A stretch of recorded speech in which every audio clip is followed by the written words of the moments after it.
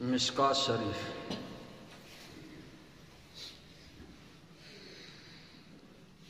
باب التحریض علی قیام اللیل، یعنی رات کے قیام پر ترغیب دینے کا باب ہے۔ پہلی فصل پچھلے درسوں میں پوری ہو چکی ہے، آج الفصل الثانی دوسری فصل ہے۔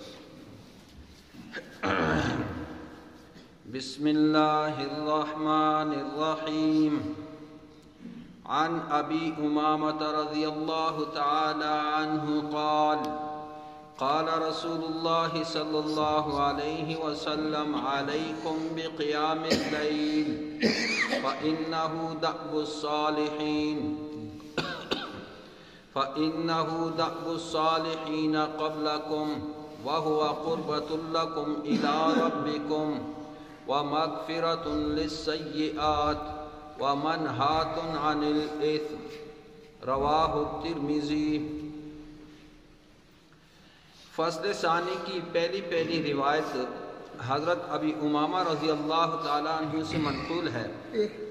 فرماتے ہیں کہ فرمایا رسول اللہ صلی اللہ علیہ وسلم نے، علیکم بقیام اللیل، لازم ہے تم پر، لازمی پکڑو بقیام اللیل، رات کے قیام پر، یعنی رات کو جو عبادت کی جاتی ہے، تہجد کی نماز ادا کی جاتی ہے، اس کو لازم پکڑو۔ کیوں؟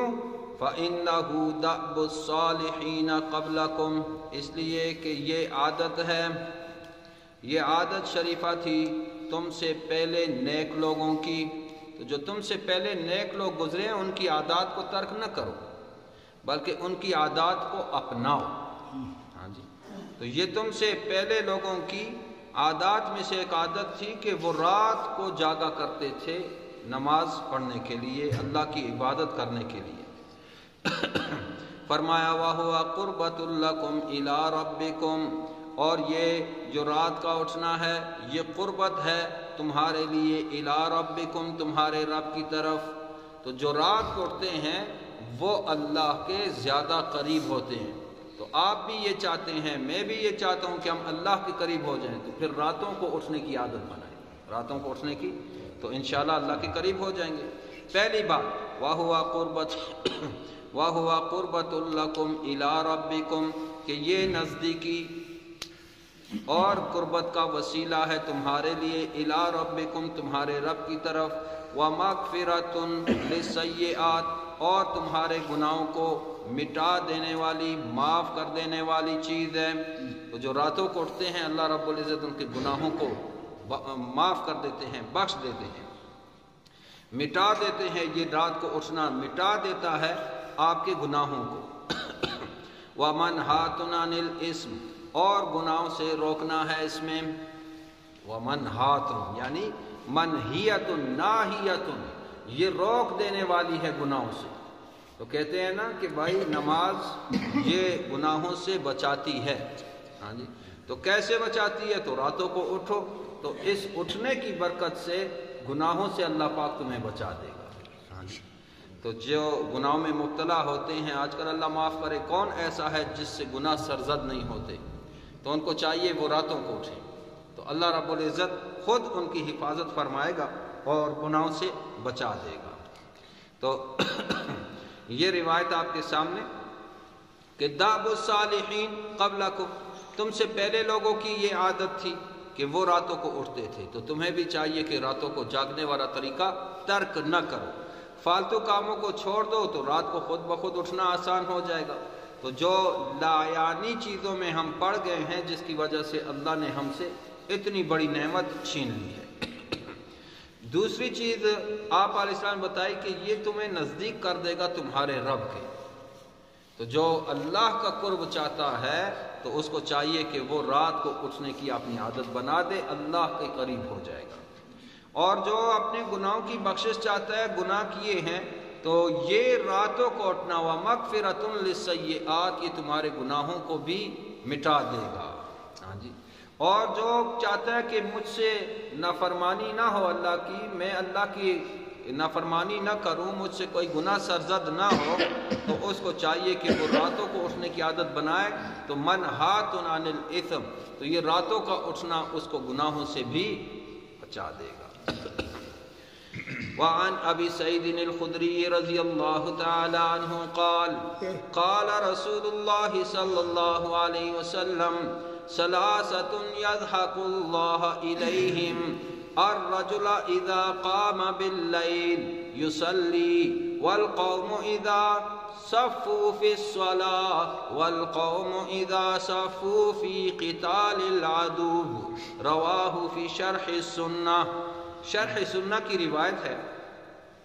راوی اس کے ابو سعید خدری رضی اللہ تعالی عنہ ہیں، فرماتے ہیں کہ فرمایا رسول اللہ صلی اللہ علیہ وسلم نے ثلاثۃ، تین ہیں، یضحک اللہ الیہم، کہ اللہ رب العزت ہنستے ہیں، اللہ رب العزت ہنستے ہیں، الیہم ان کی طرف۔ ہنستے سے مراد اللہ رب العزت راضی ہوتے ہیں، خوش ہوتے ہیں۔ ہاں جی، اللہ پاک خوش ہوتے ہیں۔ تین ہیں ایسے جن سے اللہ رب العزت راضی ہو جائے، اللہ رب العزت خوش ہو جائے۔ اللہ ہمیں ان تین میں کر دے۔ ہاں جی، کیسی بہترین پیاری بات ہے، نبی علیہ السلام کا کلام ہے۔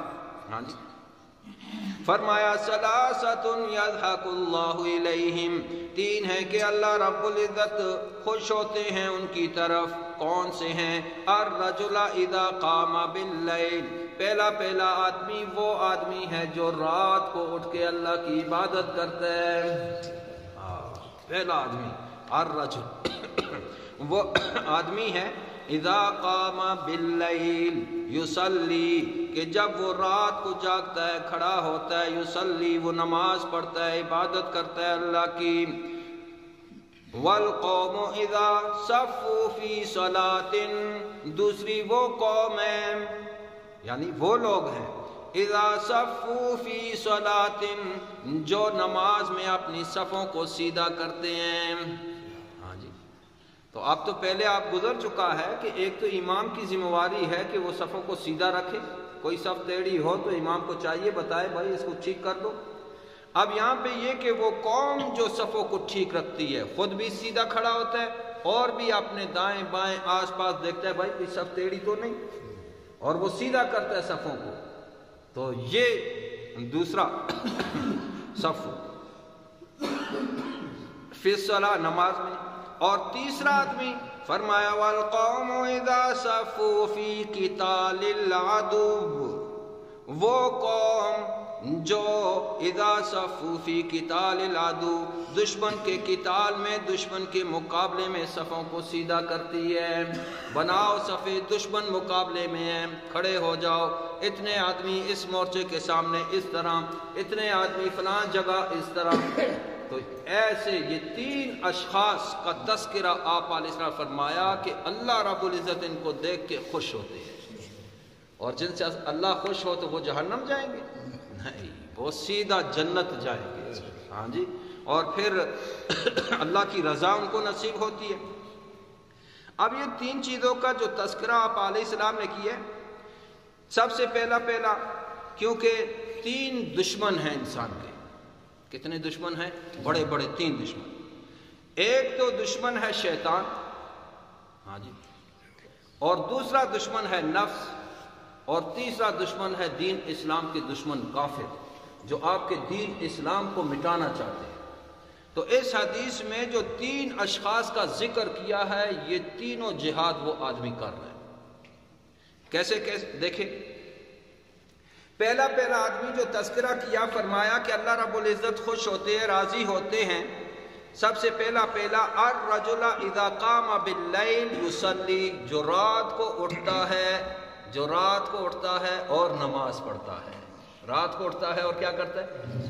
یہ آدمی، یہ محارب الشیطان، شیطان کے مقابلے میں، نفس کے مقابلے میں کھڑا ہے۔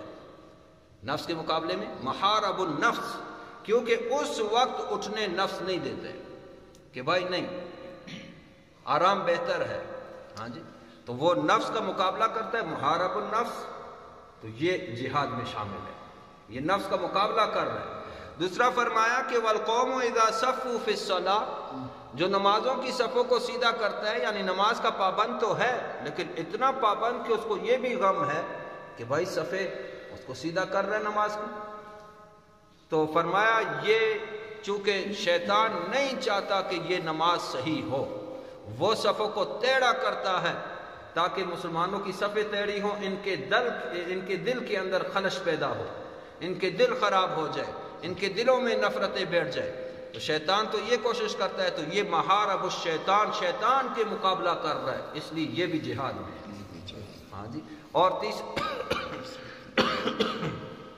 تیسرا میں نے آپ کو بتایا کہ جو تیسرا دشمن ہے، ایک شیطان، ایک نفس، اور تیسرا شیطان وہ کافر جو آپ کے دین اسلام کو مٹانا چاہتا ہے۔ ہر کافر کا قتل جائز نہیں، ہر کافر کے ساتھ تو ہمارا دین اسلام یہ کہتا ہے کہ نرمی، پیار، محبت۔ ہاں جی، اب لوگوں نے یہ سمجھ لیا کہ بس کافر کو دیکھو قتل کر دو، نہیں بھائی، دین اسلام اس کی اجازت نہیں دیتا ہے۔ کافر انسان ہے، انسانیت کے ناطے اس کے ساتھ رحم دلی کرو، نرمی کرو، اس کے ساتھ اچھا سلوک کرو۔ ہاں، جو دین کو مٹا رہے ہیں، دین کے مقابلے میں آ رہے ہیں، ایسے کافر کو پھر واجب القتل ہے، ان کو قتل کیا جائے گا۔ ہاں جی، تو یہ جو ہے کفار کے مقابلے میں جو کھڑا ہے، یہ بھی جہاد ہے۔ تو یہ محارب الکفار یا محارب القتال، یعنی یہ اس کا دشمن کافر ہے جو دین اسلام کو مٹانا چاہتا ہے۔ تو یہ تینوں اشخاص یہ جہاد میں ہیں، اس لیے اللہ پاک ان کو دیکھ کے خوش ہوتے ہیں، اور فرشتوں کی محفل میں ان کا تذکرہ کہتے ہیں، دیکھو آپ نے جو کہا تھا یہ وہ انسان ہے، یسفک الدماء، کہ یہ زمین میں خون بہائیں گے، ایک دوسرے سے لڑیں گے، جھگڑیں گے، اختلافات ہوں گے اور نہ جانے کیا کیا۔ دیکھو یہ بھی تو انسان ہے، یہ بھی تو وہی مخلوق ہے جو میں نے پیدا کی، لیکن دیکھو کھڑے ہو رہے ہیں، راتوں کو جاگ رہے ہیں، نمازوں کی صفوں میں کھڑے ہیں، صفیں برابر کر رہے ہیں، آپس میں محبت کا اظہار کر رہے ہیں۔ ہاں جی، تو ایک ہی صف میں کھڑے ہو گئے، محمود و ایاز، نہ کوئی بندہ رہا نہ بندہ نواز۔ یہ تو نماز اس لیے بھائی، اس میں بڑا چھوٹا نہیں ہے کہ یہ بڑا ہے یہ چھوٹا ہے، اگر بادشاہ ہے وہ بھی اس صف میں، اور فقیر ہے تو وہ بھی اسی صف میں، فقیر ہے تو وہ بھی اسی صف میں۔ تو اب نفس تو پھر زور دیتا ہے، تو اس لیے فرمایا یہ تین اشخاص اللہ رب العزت ان سے خوش ہوتے ہیں۔ وعن عمر بن عباسة رضی اللہ تعالی عنہ قال قال رسول اللہ صلی اللہ علیہ وسلم اقرب ما يكون الرب من العبد في جوف الليل الآخر ان استطعت ان تكون ممن يذكر الله في تلك الساعة فكن، رواه الترمذي، وقال هذا حديث حسن صحيح غريب اسنادا۔ تیسری حدیث اس فصل کی عمر ابن عباسہ رضی اللہ تعالیٰ عنہ اس کے راوی ہیں، وہ فرماتے ہیں کہ فرمایا رسول اللہ صلی اللہ علیہ وسلم نے اقرب ما یکون الرب من العبد، وہ بندوں میں سے زیادہ قریب رب کے، بندے تو سارے بندے ہیں اللہ کے، لیکن اللہ کے زیادہ قریب بندوں میں سے کون ہیں؟ فرمایا وہ لوگ فی جوف اللیل الآخر، وہ جو اٹھ جاتے ہیں اللہ کی عبادت کرتے ہیں، فی جوف اللیل الآخر، رات کے آخری حصے میں، رات کے آخری حصے میں، یعنی 3 حصے کر لیے جائیں، جو تیسرا حصہ ہے اس میں کھڑے ہوتے ہیں اور اللہ کی عبادت کرتے ہیں۔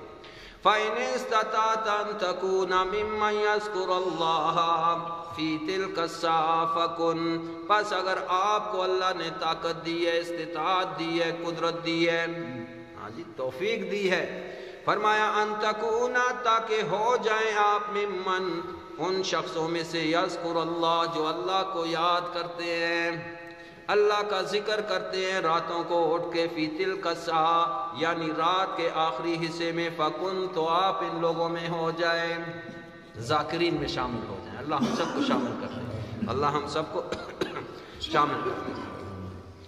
تو یہ بھی آپ علیہ الصلوۃ والسلام نے بڑے پیارے انداز میں سمجھایا کہ رات کو جاگنا کتنا فائدہ مند ہے اور کتنی بڑی اس کی فضیلت ہے، کہ اگر کوئی ذاکرین میں شامل ہونا چاہتا ہے، ممن ایسے لوگوں میں یذکر اللہ جو اللہ کو یاد کرتے ہیں، اللہ کا ذکر کرتے ہیں، اس گھڑی میں تو اس کو بھی چاہیے کہ وہ ہو جائے اور وہ بھی اللہ کے ذکر کرنے والوں میں شامل ہو جائے۔ وعن ابی ہریرہ رضی اللہ تعالی عنہ قال، حضرت ابی ہریرہ رضی اللہ تعالی عنہ سے روایت ہے، فرما رہے ہیں قال رسول اللہ صلی اللہ علیہ وسلم، فرمایا رسول اللہ صلی اللہ علیہ وسلم نے، رحم اللہ رجلا قام من اللیل فصلى وایقظ امرأته فصلت فإن ابت نضح فی وجهها الماء۔ فرمایا رسول اللہ صلی اللہ علیہ وسلم نے، قام من اللیل فصلی، کھڑا ہوا کوئی شخص رات کو، فصلی، پس اس نے نماز پڑھی، وایقظ امرأتہ، نماز کے لیے کھڑا ہوا اور اپنی بیوی اپنی زوجہ کو بھی جگایا، وایقظ امرأتہ، اپنی بیوی کو بھی جگایا، فصلت، پس وہ بھی نماز پڑھ لے، فَإِنْ أَبَتْ، پس اگر وہ سستی کر رہی ہے، نہیں اٹھ رہی، انکار کر دے، فَنَضَحَ فِي وَجْهِهَا الْمَاءَ، تو اس پہ پانی کے چھینٹے اس کے منہ پہ مارے، کیا کرے؟ پانی کے چھینٹے مارے، لیکن سختی کے ساتھ نہیں، پیار محبت کے ساتھ، جو تعلیم ہے اس پہ عمل کرنا ہے، یہ نہ ہو کہ وہاں سے گلاس اٹھائے اور پھینک دے صبر کرو، یہ نہیں، اس سے تو اختلاف پیدا ہو جائے گا، ہاں جی، تو وہ نہیں، پیار محبت سے کہ چھینٹے مار کے پیار محبت سے اس کو جگا دے۔ فرمایا رحم اللہ امراتن، رحم فرمایا اللہ پاک ایسی عورت پر، قامت من اللیل، جو کھڑی ہوتی ہے رات کو نماز کے لیے، فصلت، کے پس وہ نماز پڑھے، وایقظت زوجہا، پس وہ اس کو چاہیے، وایقظت، وہ جگائے، زوجہا، اپنے شوہر کو، فصلی، پس وہ بھی نماز پڑھے، فإن ابا، اگر شوہر سستی کر رہے، نضحت فی وجہہ الماء، تو یہ عورت اس کے منہ پہ چھینٹے مارے پانی کے، ہاں جی، پانی سے اس کے منہ پہ کیا کرے؟ چھینٹے مارے۔ تو یہ آپ دیکھیں نبی علیہ السلام کتنے طریقوں سے اپنی امت کو سمجھا رہے ہیں کہ بھائی دیکھو میاں بیوی کا رشتہ کوئی عام رشتہ نہیں ہے، ہاں جی، یہ ایک دوسرے کے ساتھ ان کی مقاربت، ان کی محبت، ہاں جی، تو اب میاں بیوی دونوں دنیا کے جتنے بھی معاملات ہیں، مضرات ہیں، نقصانات ہیں، تو دونوں میاں بیوی ایک دوسرے کو دنیاوی مضرات، نقصان سے بچاتے ہیں، بھائی میرے شوہر کو یہ نقصان نہ ہو جائے، شوہر یہ چاہتا ہے میری بیوی کو کوئی مضرت، کوئی نقصان نہ پہنچے، ایسی الفت، ایسی محبت، ایسی قربت اللہ نے ان کے دلوں میں رکھی ہوئی ہے، ہاں جی، اگر اللہ نہ کرے کسی کی بیوی بچے گھر میں بیٹھے ہوئے ہیں اور اس کو پتا چل جائے کہ یہ تھوڑی دیر میں چھت گرنے والی ہے، تو وہ وہاں پہ چھوڑ دے گا بیوی کو، دوڑے گا، حتیٰ کہ اس کو اپنی جان کا خطرہ بھی ہو تب بھی بیوی کو وہاں سے نکالے گا کہ میں بھی اگر نیچے آ جاؤں پرواہ نہیں ہے، بیوی میری بچ جائے۔ یہ الفت محبت اللہ نے رکھی ہوئی ہے۔ تو بھائی جب دنیا میں دنیا کی مضرتوں، نقصانوں سے ایک دوسرے کے تم حامی و ناصر ہو، تو آخرت میں بھی ایک دوسرے کے حامی و ناصر بن جاؤ۔ ہاں، اللہ پاک سب کو نیک صالح بیویاں عطا کرے، جن کی نہیں اللہ ان کو بھی نیک صالح کر دے، ہاں جی، نیک بیوی کا ملنا یہ بہت بڑی نعمت ہے، ہاں جی۔ آپ علیہ السلام نے فرمایا الدنیا متاع، وہ یہ ساری کی ساری دنیا یہ متاع ہے، متاع ہے، فائدے کی چیز ہے، لو فائدہ، منع نہیں ہے، لیکن خیر المتاع المرأة الصالحہ، لیکن سب سے بڑا فائدہ دنیا کا کسی کو نیک بیوی مل جائے، اور اگر نیک نہیں ملی وہ تو خامد سمیت ساری نسل کو تباہ کر دیتی ہے، ہاں جی، تو نیک بیوی جب ہوگی تو پہلے تو وہ خامد کی نیکی میں اس کے معاون ہو، ہاں جی، معاون سمجھتے ہیں نا، مددگار، ایک دوسرے کی مدد کریں گے اور آخرت کا ذخیرہ بنتا جائے گا، ان کا مزے کریں گے، اور اگر بری بیوی ہوگی تو وہ خامد کو بھی اسی راستے پہ لگا دے گی۔ پھر جو اس سے نسل پیدا ہوگی، کیونکہ دودھ کا بڑا اثر ہوتا ہے، ہاں جی، تو وہ پھر وہ نسل بھی اسی ماں کے نقش قدم پہ چل کے وہ خود بھی جہنمی، شوہر کو بھی جہنمی کیا، اور نسل جتنی چلی وہ ان کو بھی جہنم تک پہنچا دے گی۔ تو اس لیے دعا یہ کرنی چاہیے کہ جن کی شادیاں نہیں ہوئی اللہ ان کو نیک صالح بیویاں عطا کرے، اور جن کی شادیاں ہو چکی ہیں، بیویاں ہیں، اللہ پاک سب کے اہل و عیال کو نیک اور صالح کر دے۔ ہاں جی، تو یہاں پہ یہی فرمایا کہ دیکھو تم ایک دوسرے کے حقدار ہو، تو جب ایک دوسرے کے دنیا کے معاملے میں ایک دوسرے کے ساتھ تعاون کرتے ہو تو آخرت کا بھی ایک دوسرے کے بارے میں سوچنا چاہیے کہ یار یہ بھی کہیں یہ نہ ہو کہ پیچھے رہ جائے۔ وعن ابی امامۃ رضی اللہ تعالی عنہ قال قیل یا رسول اللہ ای دعاء اسمع قال جوف اللیل الآخر ودبر الصلوات المکتوبات، رواہ الترمذی۔ حضرت ابی امامہ رضی اللہ تعالی عنہ راوی ہیں، فرماتے ہیں کہ کہا گیا، یعنی آپ علیہ الصلوۃ والسلام سے پوچھا گیا سوال، کیا سوال؟ یا رسول اللہ، اے اللہ کے رسول صلی اللہ علیہ وسلم، ای دعائے، کون سی دعا ہے، اسمعو کہ وہ زیادہ قبول کی جاتی ہے، ہمیں وہ دعا بتا دے کون سا وہ دعا کا وقت ہے جس پہ دعا زیادہ قبول ہوتی ہے۔ ہاں جی، تو آپ علیہ السلام بتا رہے ہیں، فرمایا قال جوف اللیل الآخر، رات کے آخری حصے میں جو دعا کی جاتی ہے وہ زیادہ قبول ہوتی ہے، رات کا آخری حصہ ایک، اور وَدُبُرِ الصَّلَوَاتِ الْمَكْتُوبَاتِ، اور فرض نماز کے بعد جو دعا کی جاتی ہے یہ زیادہ مقبول ہوتی ہے، زیادہ قبول ہوتی ہے۔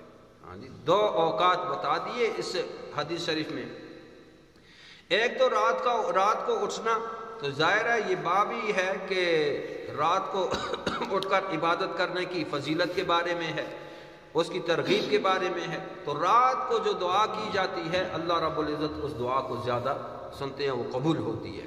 اور فرض نماز کے بعد دعا کرنی چاہیے، تو پہلے بھی یہ مسئلہ ہم نے سمجھایا تھا، ہاں جی، کہ بھائی دیکھو فرض نماز کے بعد دعا کرو انفرادی دعا ہے، اجتماعی دعا فرض نماز کے بعد نہیں ہے کہ آپ اس انتظار میں ہوتے ہو بس جو کچھ امام نے کہا وہ اعلیٰ بلا بگردن ملا، جو بس امام نے کہہ دیا وہی کچھ۔ بھائی ہر ایک کے معاملات جدا ہیں، آپ نے اللہ سے کیا مانگنا ہے، آپ کے جدا حاجات ہوں گی، آپ کے الگ مشکلات ہوں گی، آپ کے الگ معاملات ہوں گے، جو اللہ کے سامنے آپ ذکر کرو گے، یا اللہ میرا یہ مسئلہ۔ اب امام ہر ایک کے مسئلوں کا تذکرہ تو نہیں کر سکتے، کس کا کیا مسئلہ ہے، کتنی ایسی چیزیں ہیں جو مخلوق کے سامنے ہم بیان ہی نہیں کر سکتے، تو وہ اللہ کے ساتھ جو معاملہ ہوتا ہے، تو فرض نماز کے بعد اپنی دعائیں مانگو، ہاں جی، لمبی دعائیں مانگو، کوئی منع نہیں ہے، فرض نماز کے بعد دعا قبول ہوتی ہے۔ البتہ اجتماعی دعا جو امام کے ساتھ ہے یہ آپ علیہ السلام سے، صحابہ سے، تابعین، تبع تابعین، کسی سے ثابت نہیں ہے اجتماعی دعا۔ تو جتنا بھی زور لگا دیں آپ، احادیث ساری آپ کے سامنے آئیں گی، یہ اب جلد اول آپ پڑھ لو، جلد ثانی آئے گی، سیاہ ستہ کی حدیث، اجتماعی دعا فرض نماز کے بعد آپ کو نہیں ملے گی۔ فضائل بہت ہیں فرض نماز کے بعد کہ بھائی دعا قبول ہوتی ہے، بڑی فضیلت ہے، لیکن اجتماعی نہیں ہے، اجتماعی نہیں ہے۔ انفرادی دعا کرو، ہاں نہیں، اجتماعی نہیں ہے، فرض نماز کے بعد کی دعا ہے، اجتماعی نہیں ہے، ہاں جی، تو اپنی دعائیں مانگا جائے۔ اگر یہ کہ زیادہ زور لگائے بھی تو ایک مستحب عمل ہوگا، لیکن مسئلہ پھر وہیں پہ آ جاتا ہے کہ بھائی دیکھو امام اپنی دعا کرے، آپ اپنی دعا کرو، آپ کے جو مسائل ہیں وہ اللہ کے سامنے رکھو تاکہ ان مسائل کو اللہ، دعا پڑھی نہیں جاتی، مانگی جاتی ہے، مانگنے اور پڑھنے میں فرق ہے۔ امام تو دعا پڑھ لیتے، آپ نے بھی آمین کر دیا، بس امام کے ساتھ ختم، تو اللہ سے مانگنے کی نہ آپ کو ضرورت نہ امام کو۔ اب امام اگر لمبی دعا کرے پھر لوگوں کے لیے مسئلہ، چھوٹی دعا کرے تو پھر مسئلہ۔ تو بھائی اپنے اپنے مسائل فرض نمازوں کے بعد اللہ کے سامنے رکھیں، اللہ سے مانگیں، انشاءاللہ اللہ پاک فرض نماز کے بعد دعاؤں کو قبول کرتا ہے، اور کوئی فرض واجب یا سنت نہیں ہے کہ اجتماعی دعا کی جائے۔ وعن ابی مالک الاشعری رضی اللہ تعالی عنہ قال قال رسول اللہ صلی اللہ علیہ وسلم ان فی الجنت غرفا یرا ظاہرها من باطنها وباطنها من ظاہرها اعدها اللہ لمن الان الکلام وأطعم الطعام وتابع الصيام وصلى بالليل والناس نيام، رواہ البہقی فی شعب الایمان، وروى الترمذی علی نحوہ فی روایتہ لمن اطاب الکلام۔ یہ روایت کرنے والے اس باب کی آخری حدیث ہے۔ ابو مالک الاشعری رضی اللہ تعالیٰ عنہ ہے، یہ فرما رہے ہیں کہ فرمایا رسول اللہ صلی اللہ علیہ وسلم نے ان فی الجنت غرفا، بے شک جنت میں بڑے عجیب عجیب بالا خانے ہیں۔ اللہ ہم سب کو وہاں پہنچائے۔ جنت میں بالا خانے ہیں، وہ کیسے بالا خانے؟ یہ فرما رہے ہیں کہ آپ علیہ السلام نے فرمایا ان فی الجنت غرفا، جنت میں بڑے عجیب بالا خانے ہیں، یرا ظاہرها من باطنها، کہ باہر سے اندر کی چیزیں نظر آتی ہیں، وباطنها من ظاہرها، اور اندر سے باہر کے سارے معاملات نظر آتے ہیں۔ ایسے یعنی اتنے صاف اور شفاف بالا خانے، آپ اندر بیٹھے ہیں باہر دیکھ رہے ہیں، باہر والا اندر آپ کو دیکھ رہے ہیں، آپ اپنے بالا خانوں میں مزے سے بیٹھے ہیں، اتنے صاف اور شفاف بالا خانے ہیں۔ فرمایا اعدها اللہ لمن لعن الکلام، اللہ رب العزت نے یہ بالا خانے تیار کیے ہیں، اعدها تیار کیا ہے ان کو اللہ نے، لمن ایسے شخص کے لیے، ایسے انسانوں کے لیے، ان لوگوں کے لیے جن کے اندر 4 قسم کی صفات موجود ہوں۔ کتنی صفات؟ ہاں، ان 4 صفات کو اختیار کرنا ہے، اللہ ہم سب کے لیے آسان کر دیں۔ کون کون سی صفت؟ فرمایا الان الکلام، پہلی صفت کہ وہ نرم کلام کرنے والا ہو، سختی والا نہ ہو۔ الان الکلام، وہ نرمی سے بات کرنے والا، پیار محبت سے بات کرنے والا۔ اگر کسی کو نرمی اور پیار محبت سے بات کرنے کا طریقہ سلیقہ نہیں آتا تو وہ تبلیغ میں وقت لگا لے، ہاں سیکھ جائے گا کیسے نرمی سے بات کی جاتی ہے، کیسے کسی سے دل لیا جاتا ہے۔ تو نرمی سے بات کرنا یہ پہلی صفت ہے، بڑے پیار محبت سے۔ اور نرمی کے کلام میں سب سے زیادہ افشوا السلام، سلام کو، السلام علیکم ورحمۃ اللہ یا فلاں، اے فلاں۔ اگر بڑا ہے تو اس کا ادب کے ساتھ، ہاں جی، چھوٹا ہے تو اس کا نام لے کے السلام علیکم ورحمۃ اللہ وبرکاتہ، اور بڑے پیار محبت سے ملاقات کی جائے اور نرم کلام کرنا۔ فرمایا وَأَطْعَمُ الطَّعَامِ، دوسری صفت اس کے اندر کہ وہ کھانا کھلانے والا ہو۔ ہاں جی، غریب ہے، مسکین ہے، اس کو کیا کرے؟ کھانا کھلائے۔ لیکن بخیل آدمی کی عادت یہ ہوتی ہے کہ وہ کسی کو کھلا نہیں سکتا۔ بخیل کی باقی قباحتیں بھی ہے، لیکن اس میں بڑی قباحت یہ بھی ہے کہ وہ کھانا کسی کو نہیں کھلا سکتا۔ ہاں جی، اگر اب غریب ہے کوئی، وہ آیا مسافر، آپ کو پتہ ہے یہ مسافر ہے، آپ نے دعوت کی ہوئی تھی، بڑے بڑے مہمان تھے آپ کے، ہاں جی، جو دنیا کے لحاظ سے بھی بڑے تھے، آپ نے بڑی چیزیں ان کے لیے تیار کی ہیں، ہاں جی۔ تو اب کوئی غریب ہے، آپ کو پتہ ہے وہ مسجد میں بیٹھا ہے یا کہیں مسافر ہے، آپ کو معلوم ہے علاقوں میں کلی میں ایسے ہوتے ہیں، مسافر آتے ہیں مسجدوں میں راتیں گزارتے ہیں، تو آپ کو پتہ ہے مسافر ہے یا کوئی غریب ہے، اس نے سوال کر دیا ہے کہ میں بھوکا ہوں، اس کو بولو بیٹھو بھائی، کرتے ہیں، دعوت آپ کی تیار ہے، اب مہمانوں نے کھایا ہوا ہے تو اس میں ظاہر ہے گوشت بھی بچا ہوگا، کتنی وہ چیزیں آپ اس غریب کو پہنچا دو، ہاں جی۔ تو فرمایا اطعم الطعام، کھانا کھلانے والے۔ یا کوئی ہے کہ بھائی گھر میں دانے نہیں ہیں، غریب ہوں، بچے میرے بھوکے ہیں، مجھے اس برتن میں کوئی دانے ڈال کے دے دے. اس میں دانے ہوتے تھے، آج کل آٹا چاول وغیرہ دالیں وغیرہ یہ چلتی ہیں. پہلے جو بزرگ لوگ ہیں ان کو پتہ ہے دانے ہوا کرتے تھے گھروں میں. تو جو سخی آدمی ہوگا وہ کہے گا لاؤ برتن، وہ اچھی طرح بھر کے اس کے ہاتھ میں دے گا یہ. اور جو غریب ہوگا وہ ہاتھ سے 1-2 مٹھیاں ڈالے گا، تیرا کام ہو جائے گا، چلا جائے. تو بخل نہیں. تو دوسری صفت کس کی تھی؟ وہ جو جنت میں بالا خانوں میں ہوں گے ان کی پہلی صفت کیا تھی؟ علان الکلام، کہ وہ نرم کلام کرتا ہو. دوسری وہ کھانا کھلانے کا عادی ہو، دعوت کرتا ہو. ہاں جی، اس میں پھر یہ نہ دیکھے ہاں یار اس سے دنیا کا فائدہ مجھے ہوگا اس کی دعوت کرتا ہوں میں. نہیں، سب سے پہلے دیکھے کہ جو اللہ والے نیک لوگ ہیں. آپ علیہ السلام کی دعاؤں میں یہ موجود ہے کہ میرا کھانا یا اللہ نیک اور صالح لوگوں کو کھائے. ہاں جی، یہ آپ علیہ السلام دعا کرتے تھے نیک لوگوں کو کھانا کھلایا جائے، کیونکہ وہ نیک آدمی جب کھانا کھا کے عبادت کرے گا تو اس عبادت میں یہ کھانا کھلانے والے کا پورا پورا حصہ ہوگا. تو اگر بروں کو، کسی چور ڈاکو کو آدمی غلط لوگوں کو کھانا کھلائے گا، وہ اس سے جو گناہ کرے گا تو اس کے کھانے کی قوت سے کرے گا، تو پھر یہ گناہ میں اس کے ساتھ شریک ہوگا. اچھا جی، 2 ہو گئے. وَتَابِعَ الصِّيَامِ، اور پے در پہ روزے رکھنا، یہ بھی ہے تابع الصِّيَام، روزے رکھنا. تو اس سے مراد یہ نہیں کہ آپ نے بیچ میں وقفہ نہیں کرنا ہے، بلکہ کثرت مراد ہے. ہاں جی، کہ زیادہ روزے رکھنے والا ہو. تو ہفتے میں جو ایام 20 ہیں، 3 دن روزہ رکھے، 4 دن وہ کھائے. ہاں، تو وہ سب سے بہترین آپ علیہ السلام کا طریقہ. کل داؤد علیہ السلام کا روزہ گزرا تھا کہ 1 دن وہ روزہ رکھتے، 1 دن وہ افطار کرتے.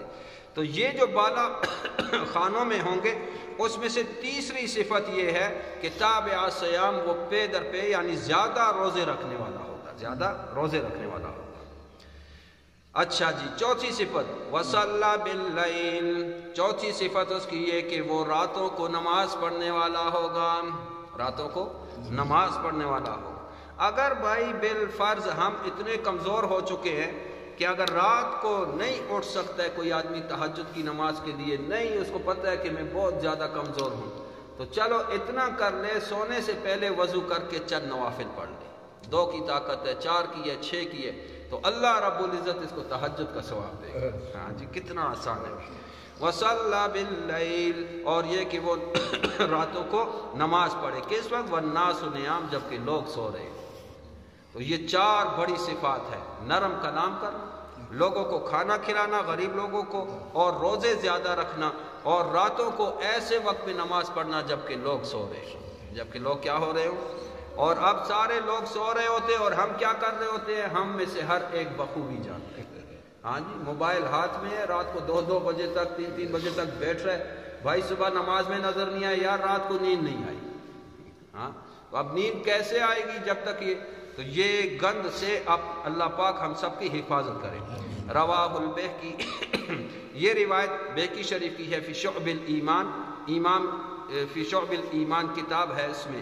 ورویت ترمذی، اور امام ترمذی نے بھی اس طرح کی روایت کو نقل کیا ہے، علی نحوہ ہی، اسی طرح کی روایت کو. لیکن وفی روایت ہی، امام ترمذی یعنی ترمذی شریف میں جو روایت ہے اس میں علان الکلام کے بجائے لمن اطاب الکلام موجود ہے. لمن اطاب الکلام، اطاب اطیب سے ہے. ہاں جی، اطیب، طیب کلام، پاکیزہ کلام، حسین کلام. ہاں جی، اچھے طریقے سے، بڑے نرمی کے ساتھ. تو عطیہ اس میں اطاب الکلام موجود ہے. تو وہاں پہ علان الکلام، یہاں پہ اطاب الاطاب اطیب سے بمعنی پاکیزہ اور اچھا کلام کرے. تو اچھا اللہ پاک ہم سب کو اچھے کلام کی عادت ہماری بنا دے. وآخر دعوانا ان الحمدللہ رب العالمین. جو کہا کہ سلام